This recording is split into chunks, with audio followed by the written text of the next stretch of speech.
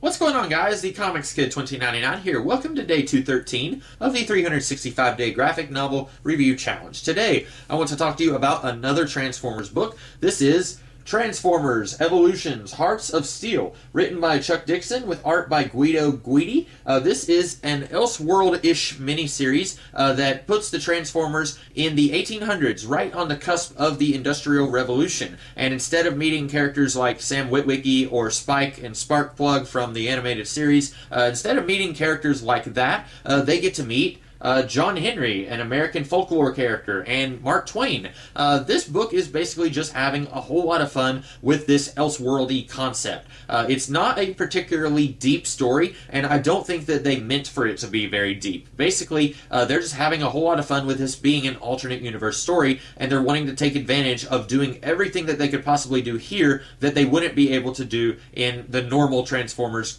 continuity, if you will, if you can even call it that, since there's a whole bunch of Transformers continuities. But you have Bumblebee. Instead of him being a Volkswagen, he gets to be a train. And Starscream, he doesn't get to be a jet.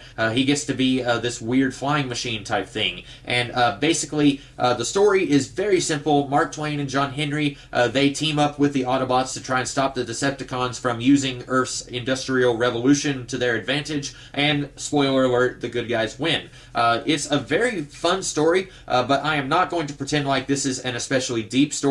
It's not even a very, I don't know how to say this. It plays it very safe. And that's not a bad thing, but sometimes people will look at that as an insult. I think here, if they tried not to play it safe, if they took more risks with this story, they might have distracted people from the premise of this being a Transformers story set in the Industrial Revolution.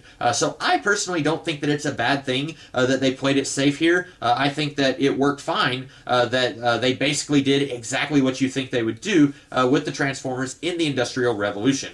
There are some interesting things here. For example, we don't get to see Optimus Prime or Megatron. We get to see some of what I would call the B-list Transformers. Bumblebee, I know, is very popular because of the movies. Starscream, he's pretty popular, but we don't get to see their respective bosses. So we get to see Bumblebee being Bumblebee. We don't have to see him play second fiddle to Optimus Prime. We don't have to see Starscream manipulating and scheming behind Megatron's back. We get to see Starscream just doing his Starscream thing.